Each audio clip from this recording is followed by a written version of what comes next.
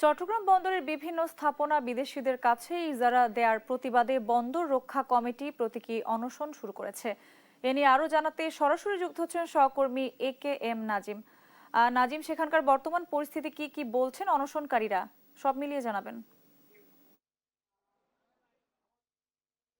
চট্টগ্রাম বন্দরের এনসিটি সিসিটি সহ বিভিন্ন স্থাপনা বিদেশিদের কাছে দেওয়ার যে চক্রান্ত, সেটির প্রতিবাদে সকাল থেকে কিন্তু চট্টগ্রাম বন্দর রক্ষা কমিটির উদ্যোগে চট্টগ্রাম প্রেস ক্লাব এলাকায় কিন্তু তারা প্রতীকী অনশন শুরু করছেন। এখন পর্যন্ত দেখছেন তারা এখানে প্রতীকী যে অনশন সেটি তারা শুরু করছেন। তারা যেমনটি বলছেন, বন্দরের গুরুত্বপূর্ণ এনসিটি সিসিটি সহ বন্দরের যে কোনো স্থাপনা দেশি বিদেশি প্রতিষ্ঠানকে যে ইজারা দেওয়ার চলছে বা যেটি আসলে শুরু হয়েছে, সেটির প্রতিবাদে মূলত তারা এখানে প্রতীকী অনশন করছেন। এর আগে তারা মশাল মিছিল, মানববন্ধন, গোল টেবিল বৈঠক সহ বিভিন্ন কর্মসূচি পালন করছেন। তারপরেই আজকে তারা তাদের যে প্রতীকী অনশন সেটি তারা শুরু করেছেন। আমরা একটু কথা বলবো বন্দর রক্ষা কমিটির একজন নেতার সাথে। আপনাদের যে আজকের যে কর্মসূচি, যে ইজারা দেশি বিদেশি বিভিন্ন স্থাপনা ইজারা দেওয়ার প্রতিবাদে যে কর্মসূচি, এখন পর্যন্ত আপনাদের যে মূল বক্তব্য কি, যে বন্দর বলছে তারা দিচ্ছেন, আপনারা বলছেন দিচ্ছে, মূল বক্তব্য কি? ওরা বন্দর দিচ্ছে না কথা বলে নাই।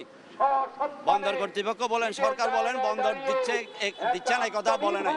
তারা বলতেছে আমরা এই বন্দরের সক্ষমতা বৃদ্ধি করার জন্য সেটা আমরা বন্দরকে বিদেশিদের এখানে তারা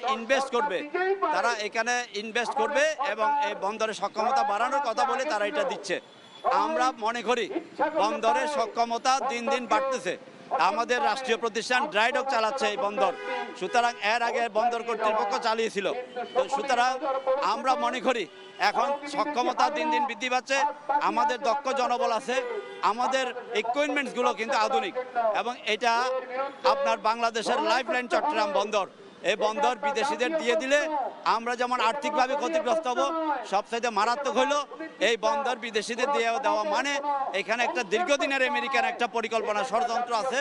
এখানে একটা ঘাঁটি করবে, সামরিক ঘাঁটি।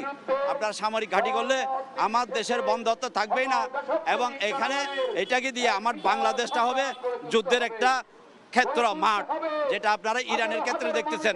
ইরানে আরব দেশগুলো থেকে ইরানে হামলা করতেছে আমেরিকার ঘাঁটি থেকে, আর ইরান ওই সমস্ত দেশে ঘাঁটিগুলোতে হামলা করতেছে। আমাদের দেশটাও কিন্তু এরকমই হবে এবং আমাদের বন্দর বলতে আর কিছু থাকবে না। এইটাই হলো আমাদের মূল বক্তব্য। যেমনটি বলছেন যে কোনোভাবে যেন বন্দর ইজারা দেওয়া না হয়, কারণ এই বন্দর যদি ইজারা দেওয়া হয় তাহলে বন্দরের যে সক্ষমতা সেটি রয়েছে, কিন্তু একটি পক্ষ চক্রান্ত করে বন্দর যে বিদেশিদের কাছে যাওয়ার যে চক্রান্ত, সেটির প্রতিবাদ তারা প্রতীকী অনশন করছেন। তারপর তারা আমরণ অনশন সহ বিভিন্ন কঠোর কর্মসূচি দিবেন বলছেন বন্দর রক্ষা কমিটি। চট্টগ্রাম প্রেস ক্লাব এলাকায় বন্দর রক্ষা কমিটির যে প্রতীকী অনশন, সেখান থেকে ছিল আমার কাছে সর্বশেষ।